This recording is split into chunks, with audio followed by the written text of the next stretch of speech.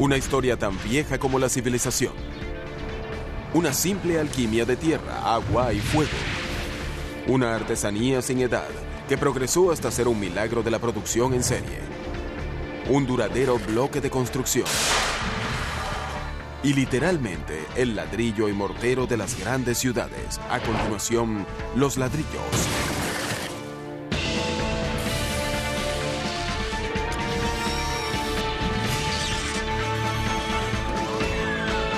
Maravillas modernas. Elevándose a 137 metros de altura, se yergue la nueva chimenea de la planta Western Kentucky Energy. Desde afuera aparece otra estructura de concreto, pero dentro de la capa de concreto hay una crucial barrera de ladrillos de 9 metros de diámetro. Para hacer la barrera de esta chimenea se necesitan casi 350,000 ladrillos. 95,200 kilogramos de mezcla o mortero.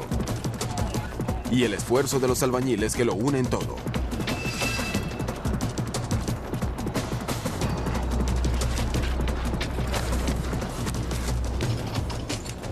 Cada ladrillo pesa unos 5 kilogramos y un albañil pone unos 1,000 ladrillos diarios. Así que al día un albañil carga cerca de 5,000 kilogramos. Lo sientes aquí y aquí. Toma mucho tiempo y práctica. Si lo haces a diario, cada día lo vas haciendo mejor. Es emocionante estar aquí tan alto y sentir el reto de este trabajo. Uno puede decir que ha hecho algo al final del trabajo cada día. El ladrillo protege el concreto de los gases cáusticos que genera a diario la planta eléctrica. Antes, las chimeneas de ladrillo se hacían de muros externos e internos de ladrillo. Los externos eran de ladrillo corriente o radial sin resistencia a los ácidos. El concreto reemplazó por afuera a los ladrillos. Pero el muro interno aún debe ser de material resistente a los ácidos y aquí el ladrillo sigue siendo el rey. Los gases de combustión contienen óxidos sulfúricos de la combustión del carbón en las calderas. Quedan limpios mediante el sistema de desulfurización, pero generan un gas muy saturado con ácido sulfúrico condensado que puede ser muy corrosivo para cualquier material. El concreto solo sería muy poco resistente al ácido del gas de combustión y se deterioraría casi inmediatamente. Pero los ladrillos que se usan no son de los corrientes, son a prueba de ácidos. En esencia son iguales a los de nuestras casas, pero tienen arcilla de esquisto, un material geológicamente comprimido que los hace resistentes a los químicos. Pero estos ladrillos son solo ladrillos. Para que sean un muro hace falta mortero, que aquí debe ser a prueba de ácidos. Los ladrillos de la chimenea se pegan con mortero de silicato de potasio, muy resistente al ácido sulfúrico del gas de combustión. El mortero de cemento Portland común solo duraría unas semanas. Este mortero es distinto al común. Se pone una capa delgada, mientras que para ladrillos de otro tipo debe ser más gruesa.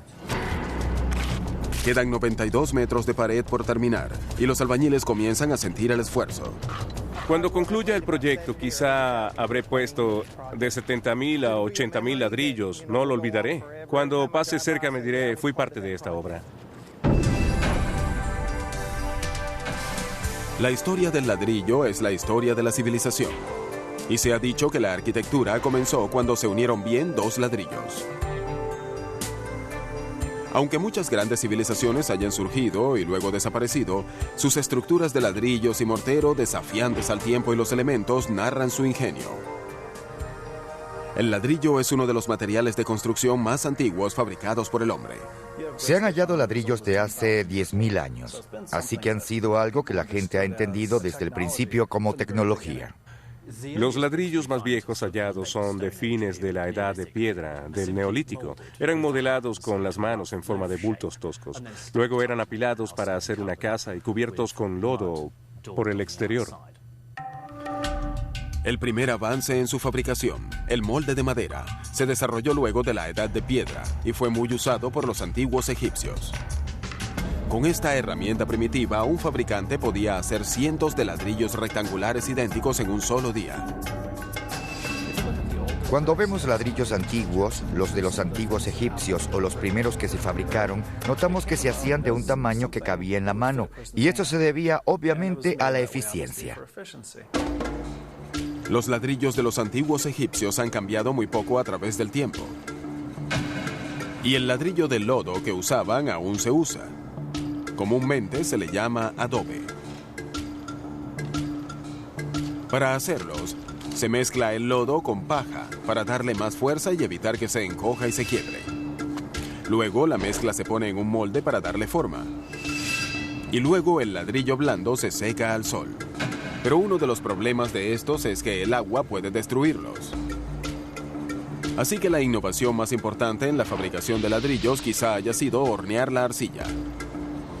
Hornear ladrillos no es tan fácil como uno cree. No sirve una fogata, eso no los calienta suficientemente. Necesitas temperaturas entre los 950 y 1100 grados centígrados, que son muy altas.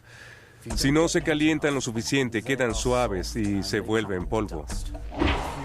Si se hornean demasiado, se vuelven masas vidriosas, totalmente inútiles. A la temperatura correcta, la arcilla se vitrifica o se vuelve vidrio y se funde con la arena y otros materiales inertes, volviendo muy duro al ladrillo. El horneado de ladrillos se dominó en el año 3000 a.C. en la antigua Mesopotamia con hornos primitivos. Los constructores del antiguo Egipto tenían muchas rocas para sus grandes obras y no hallaban útil el ladrillo horneado. Pero ambas civilizaciones experimentaron con morteros no arcillosos, principalmente con cal, yeso y betún. Estos morteros unían bien a los ladrillos y sirvieron para hacer algunas de las estructuras más renombradas del mundo. Pero fueron los antiguos romanos quienes aprovecharon los ladrillos en su máximo potencial. Los romanos descubrieron que mezclando ceniza volcánica con argamasa se hacía un mortero que endurecía bajo el agua. La argamasa es una mezcla de piedra caliza quemada y pulverizada, arena y agua. Al añadir cenizas volcánicas, la mezcla se endurece bajo el agua. Nosotros lo llamaríamos cemento y era muy ventajoso. Con él se pudieron hacer bahías en el mar, los antiguos baños, los acueductos, etc. Al derrumbarse el Imperio Romano, la tecnología de su cemento desapareció, pero el arte de hacer ladrillos sobrevivió. En la Edad Media se vieron más experimentos con ladrillos y se introdujo la terracota, un ladrillo decorativo esculpido.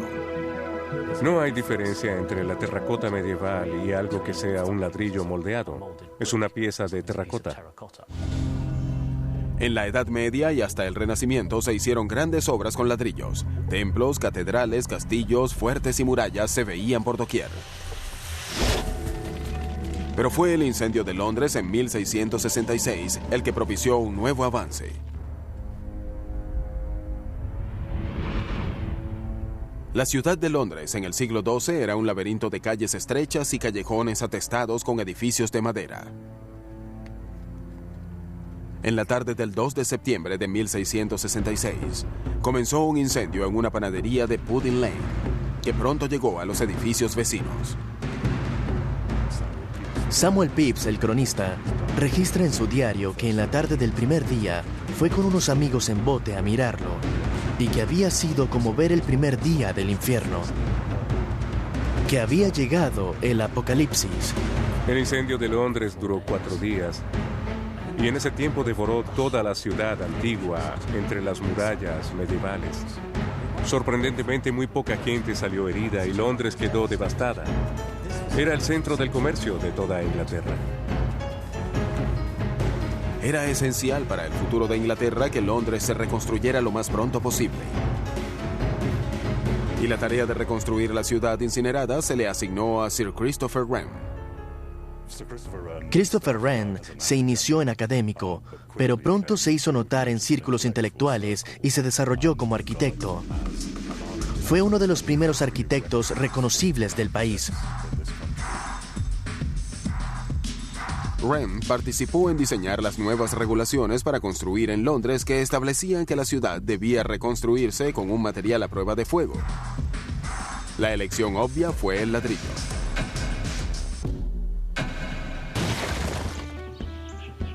Y en las afueras de Londres, la Bulmer Briggs, especialista en hacer ladrillos a la medida para proyectos de restauración, aplica muchas de las técnicas de fabricación de ladrillos usadas para reconstruir Londres.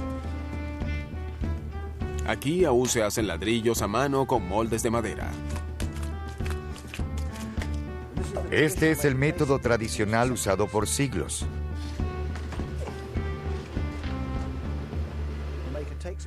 El fabricante toma arcilla, la esparce sobre arena, la cual sirve para sacar la arcilla del molde, y luego puede alzar el ladrillo en el molde, tomar una tablita y colocarlo sobre esta. Vuelve a colocar arena al molde, vuelve a la base y moldea otro ladrillo. Este es el principio usado desde la antigüedad. Luego de moldeado, el ladrillo debe secarse. En verano sacamos los ladrillos para secarlos al natural en estas hileras abiertas. Ponemos los ladrillos sobre estas calzadas de concreto para que se sequen al sol y al aire. Aquí en verano se secan unos 80,000 ladrillos.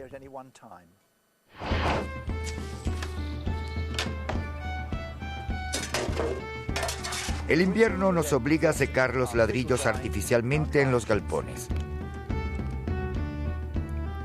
Cuando los ladrillos se secan, se hornean a temperaturas superiores a los 1090 grados centígrados. Se llama horno de flujo descendente porque el calor viene de 7 quemadores externos por el techo y pasa por los ladrillos apilados de un modo en que permiten que éste se propague y salga por el conducto de humo. Se meten 12,000 ladrillos.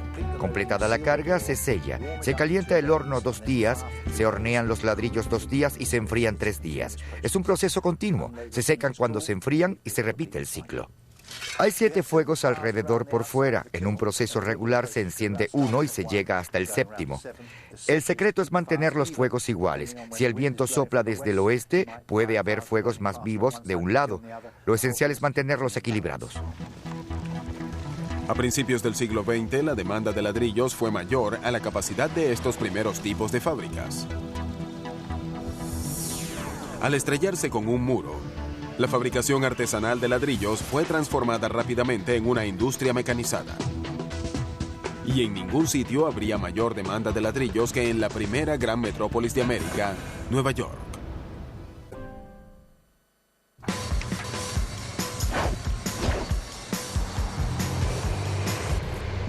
Para hacer ladrillos se necesitan muchas y muchas toneladas de arcilla. Pero no sirve cualquier tipo de arcilla. Se necesita una especial, como la de caolín, compuesta de un silicato de aluminio que es esencial para hacer ladrillos horneados. Pero eso no es todo. Los ladrillos se suelen hacer de una mezcla de arcilla y arena y algún otro material inerte. Si uno usa arcilla pura, arcilla de alfarero, el ladrillo será un objeto demasiado grande en el horno y se encogerá, agrietará y romperá. Así que los ladrillos de lodo tienden a tener 30% de arcilla o menos. La terracota o la alfarería, por otra parte, puede contener 75% de arcilla. En toda la historia, los fabricantes de ladrillos siempre se han instalado donde haya arcilla. Y siempre hay cerca arquitectura hecha con ladrillos.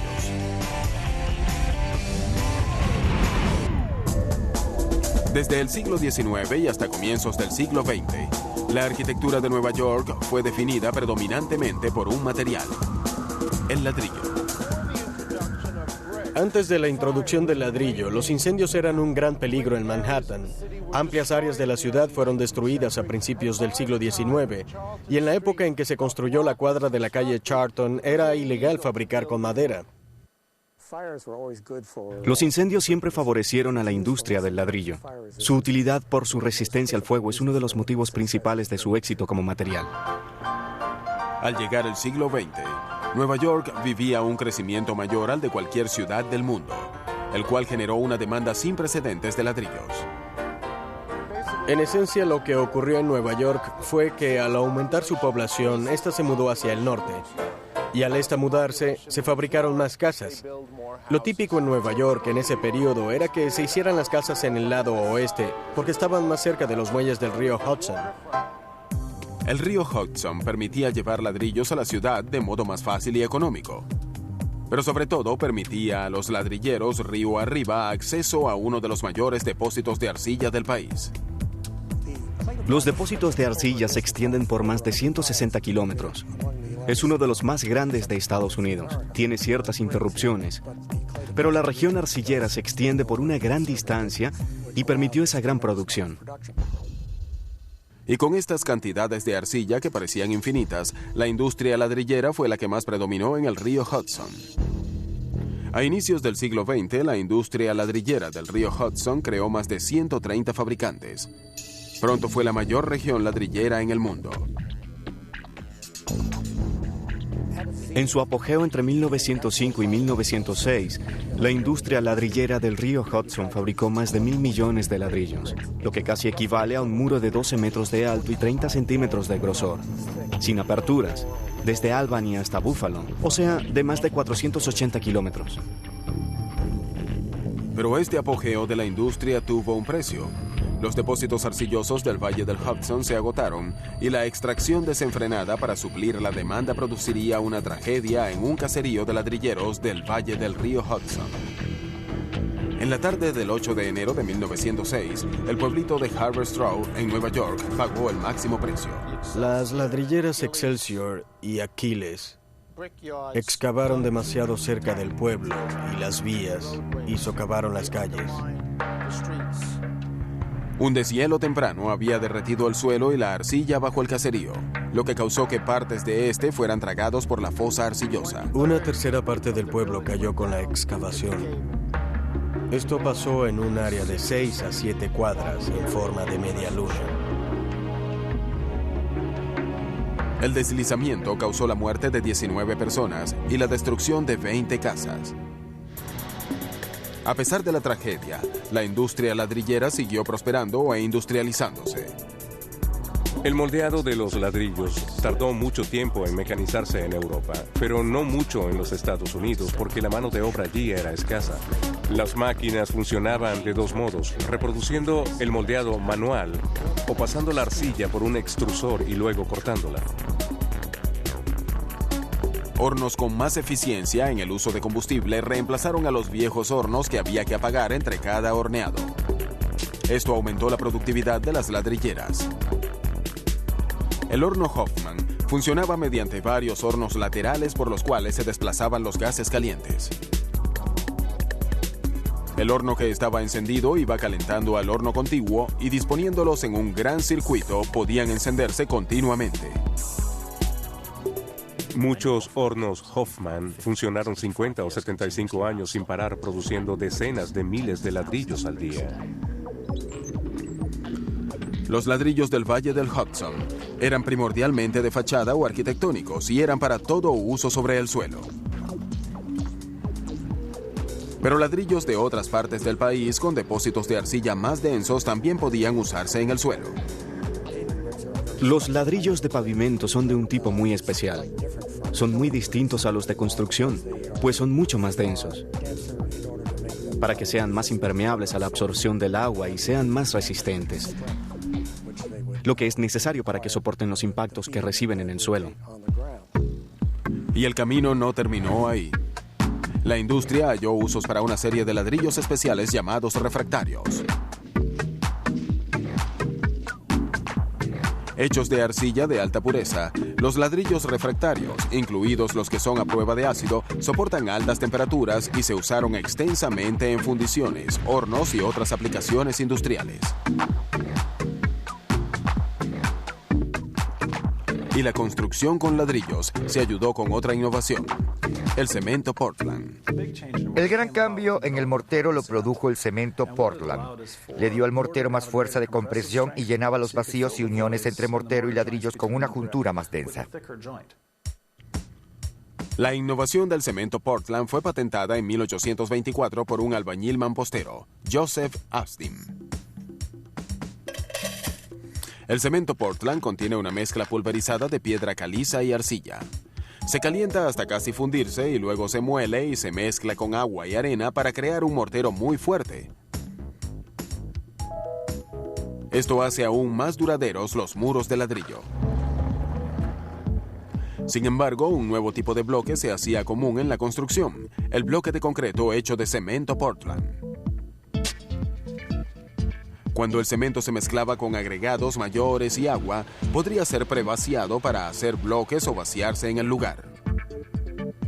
Cuando la mezcla se secaba, se volvía dura como la piedra, creando así un material de construcción económico, versátil y duradero.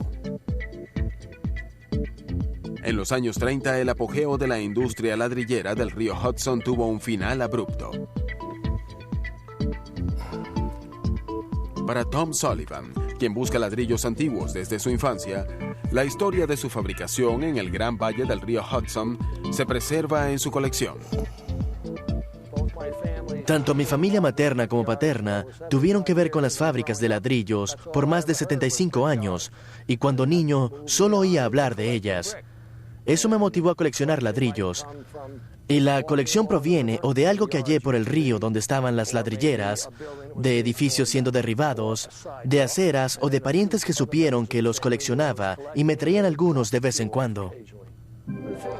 Lo cierto es que muchas de las marcas eran únicas y yo colecciono ladrillos que tengan una marca, un nombre, unas iniciales o un símbolo.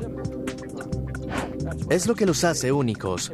Si uno obtiene un ladrillo como este, W y A, iniciales de Wood y Allison, un ladrillo con letras en relieve es mucho más viejo. Ellos no comenzaron a poner las marcas hasta cerca de 1870. Algo como esto, con letras en relieve, es una rareza. Los ladrillos más comunes son los que tienen algo que llamamos agarre, y la idea vino de Inglaterra. Se eliminaba un poco del material para hacer más ligero el ladrillo, y al colocarlo, esto ayudaba a que se pegara mejor al cemento, y por eso decían que tenía agarre. Algunos de ellos tenían las letras invertidas. El que hacía el molde de madera ponía las letras para poderlas leer, sin darse cuenta de que cuando pusiera la arcilla, estas quedarían al revés. Así que había una gran variedad de marcas, incluyendo esta, Chunky. Le falta un trozo, pero hasta que no halle uno entero, lo conservaré así. La historia de las ladrilleras solo se halla en las estructuras de ladrillo que un día dominaron la ciudad. El legado de la industria ladrillera del río Hudson está en Nueva York. Solo hay que caminar por allí y estar atento.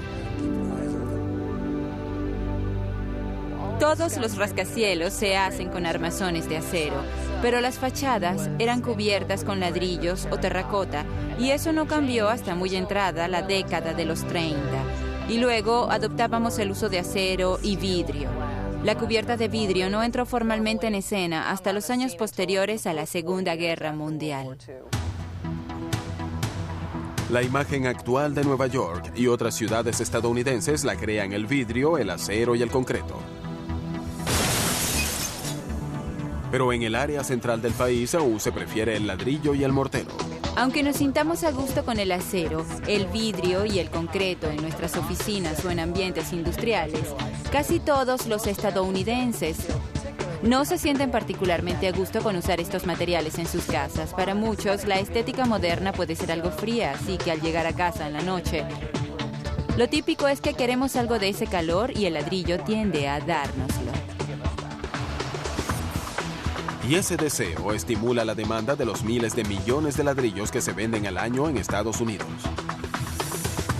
Y para asegurarse que no falten ladrillos, recurren a soluciones de alta tecnología para poder realizar el trabajo.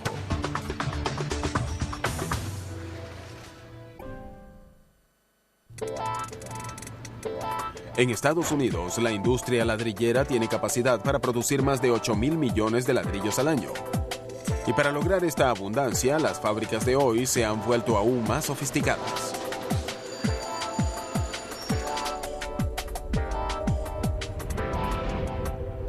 Para hacer muchísimos ladrillos se necesita muchísima arcilla. Nosotros usamos más de 100.000 toneladas al año. La tierra y la arcilla natural se pulverizan antes de procesarse para hacer ladrillos. En esta fase se pueden añadir aditivos a la materia prima para alterar posteriormente el color de los ladrillos. Hay varios elementos durante la fabricación de ladrillos que influyen en su color. Primordialmente son los químicos en la materia prima. El hierro es probablemente el material más común que se usa en la fabricación. Le da al ladrillo su color rojo característico en que muchos piensan.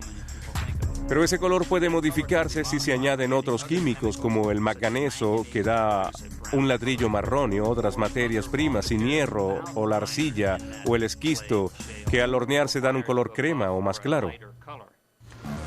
Pero en esta fase primaria, el color de la mezcla da pocas pistas sobre el color del ladrillo. La mezcla de arcilla marrón entra en una mezcladora industrial y luego se añade agua. Se envía hacia abajo a través de la recámara de succión hacia el extrusor más abajo. Dentro del extrusor hay una larga barrena que empuja la arcilla hacia adelante con mucha fuerza. La densa mezcla de arcilla fluye por un molde que determina el tamaño del ladrillo. El molde además produce huecos o cavidades circulares dentro de la columna. La ventaja de agujerear los ladrillos es que se hornean más uniformemente, se manipulan mejor, son más económicos de trasladar y se adhieren mejor al mortero. Los ladrillos salen del extrusor a un promedio de 1 tonelada por minuto. Son rígidos, pero aún están suaves. Luego pasan por esta cuchilla, donde se cortan en trozos largos. Los trozos de 165 centímetros pasan por una banda y los detienen unos sensores láser. Luego se ponen en posición para empujarlos hidráulicamente a través de cables que les dan la forma final. Y en mucho menos tiempo en que tardaría producirse un ladrillo a mano, se forman más de 50 ladrillos listos para apilarse. Aquí apilamos los ladrillos en los carros. Están húmedos. Los apilan unos robots de alta tecnología. Hace años se apilaban a mano, luego se evolucionó hacia unas máquinas rudimentarias. Actualmente estas son las máquinas más modernas. Los robots son autónomos y operan sin un controlador humano. Podemos apilar unos 20.000 ladrillos por hora. Los carros de horneado avanzan por la fábrica sobre rieles a su siguiente destino, el cuarto de almacenamiento temporal, que se mantiene a unos 32 grados centígrados con una humedad relativa de 90% para evitar que los ladrillos se sequen prematuramente. Podemos hacer ladrillos más rápido de lo que podemos secarlos u hornearlos, y los almacenamos en estos cuartos húmedos para acondicionarlos antes de meterlos en los secadores. Los ladrillos aquí son muy suaves y se quiebran. Los carros se paran aquí hasta que haya espacio en el secador. Esta es la sala de control del horno y del secador. Aquí monitoreamos las temperaturas y presiones del horno. El horno de túnel es básicamente un horno de 91 metros de largo. Estos indicadores muestran algunas de las temperaturas a través del túnel. La parte media del túnel es la caliente. Ahora sus temperaturas máximas circundan los 1015 grados centígrados. El horno de túnel opera 24 horas diarias los 7 días de la semana. Los carros avanzan cada media hora a una distancia equivalente a la mitad de su longitud. Los ladrillos cruzan la parte media del horno varias horas para que el calor los penetre totalmente. Es aquí donde la arcilla silicia aluminosa se petrifica o se vuelve vidrio y se funde con la arena y otros materiales inertes. Si se hornea un ladrillo con demasiado calor, se vuelve un tipo de vidrio y se funde. Aquí se hornean justo al punto de la vitrificación, en el que se obtiene la resistencia óptima y la más baja absorción de agua. Para la arcilla de esta fábrica, en particular, la temperatura óptima circunda los 1037 grados centígrados. Para conseguir estas temperaturas extremas, se instalan 120 quemadores de gas natural programables encima y a los lados del horno. Estos crean un infierno en el interior y determinan el ambiente por el cual pasa cada carro. Si unos ladrillos con suficiente contenido de hierro se hornean a temperaturas más bajas, se tornan rosados. Al ir subiéndose la temperatura, van adquiriendo un rojo profundo. Con más calor, se tornan color vino tinto oscuro o púrpura intenso. Y en una atmósfera de horneado reducida con menos oxígeno, adquieren un color negro profundo o un tono azulado. En solo 24 horas tras haber entrado al horno de túnel, los ladrillos pueden ser distribuidos. Esta es casi la última parte de la operación. Descargan los ladrillos de los carros, los colocan sobre planchas eliminando unos cuantos que quedaron mal. Luego se envuelven y se almacenan. Así se hace en K-State Brick. Pero en otras fábricas ya hay robots que realizan todas estas tareas. Ya vemos robots en las fábricas de ladrillos. Y ahora es común ver cómo los ladrillos pasan de ser materia prima a ser empaquetados para enviarse al lugar de construcción sin haber sido tocados por ningún ser humano. Los albañiles son los primeros en tocar los ladrillos para hacer una pared. Pero los albañiles no serán reemplazados tan pronto por los robots, ya que no cualquier individuo común y corriente puede volverse albañil tan fácilmente.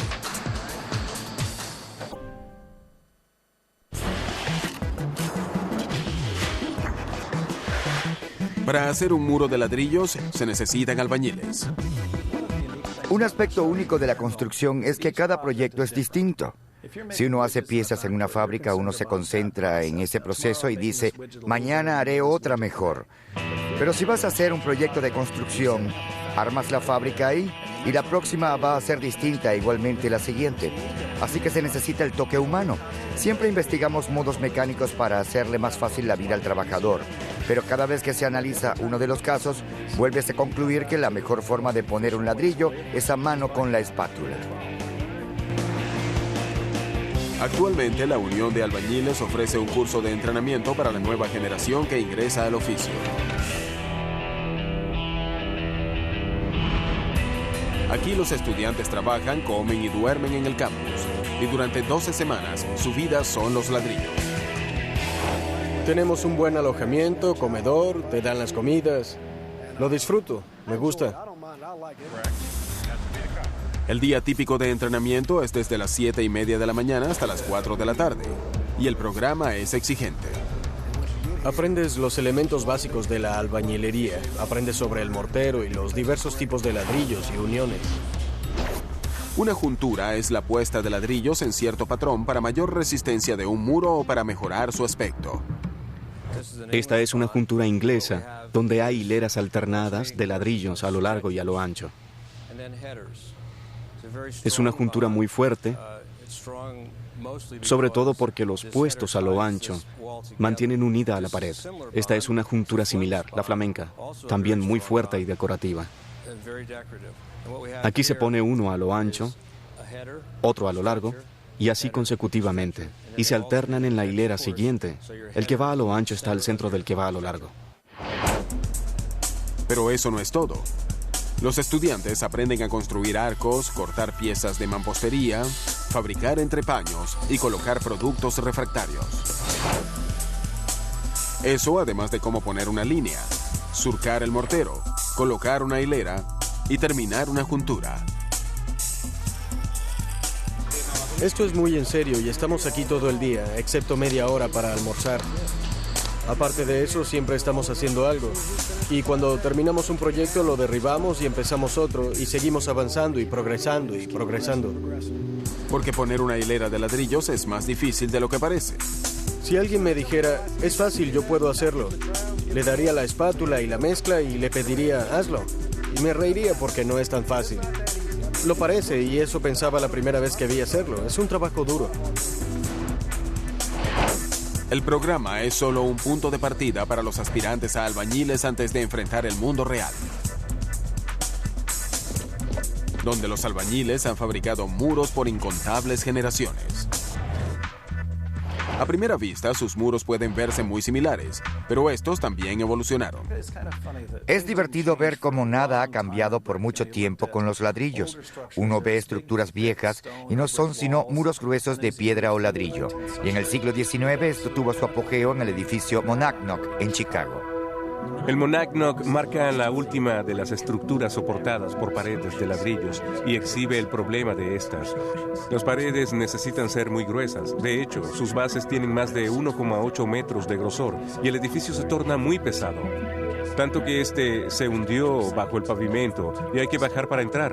Después se entendió que los edificios no podían seguir siendo fabricados con paredes soportadas con ladrillos. Una pared de soporte tiene muchos ladrillos de grosor. Las inferiores soportan toda la estructura de ladrillos y mortero encima. Con la llegada del concreto reforzado y las armazones de acero, el concreto o el acero soportan el peso del edificio y los ladrillos quedan como un revestimiento. No tenemos estos enormes muros macizos que había hace un siglo o antes. Tenemos un sistema de paredes delgadas que puede empezar teniendo solo el grosor de un ladrillo o su anchura, con un espacio de aire y con el bloque de concreto como estructura.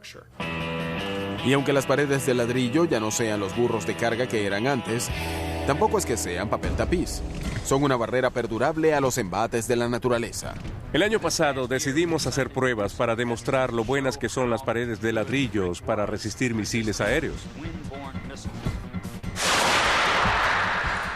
Los huracanes, claro está, pueden generar muchos restos que salen volando y pueden dañar el material de los revestimientos. Se han diseñado estándares para evaluar el desempeño de materiales de los revestimientos para proteger a los ocupantes de un edificio. Usamos una placa de fibra de cemento, revestimiento de vinilo y una fachada de ladrillos estándar como exteriores. Ese misil de 4 kilogramos a 55 kilogramos por hora atravesó fácilmente la placa de fibra de cemento, rompiendo el aislante y el muro de mampostería y entró como 1,5 metros al espacio habitado. Igual pasó con el revestimiento de vinilo.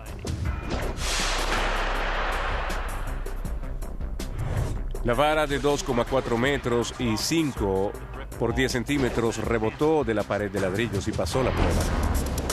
Quizá los huracanes no pueden vencer a la fuerte pared de ladrillos, pero otras fuerzas de la naturaleza pueden derrumbarla. Y con la llegada de los ladrillos inteligentes ya no podía aplicarse eso de ser grueso como un ladrillo. Martes 17 de octubre de 1989. Sin previo aviso, un fuerte sismo de 6,9 en la escala de Richter azota San Francisco, California. ¡Prepárense! ¡Corten el gas y la electricidad! ¡Prepárense para otros sismos! ¡Verifiquen que su edificio sea seguro para volver a entrar! Dura solo 15 segundos, pero deja en ruinas algunas partes de la ciudad. Toneladas de ladrillos caen en la hora pico de la tarde. Algunos golpean a los peatones. Luego del sismo, San Francisco estaba decidida a fortalecer más de 2.000 estructuras de ladrillos no reforzadas.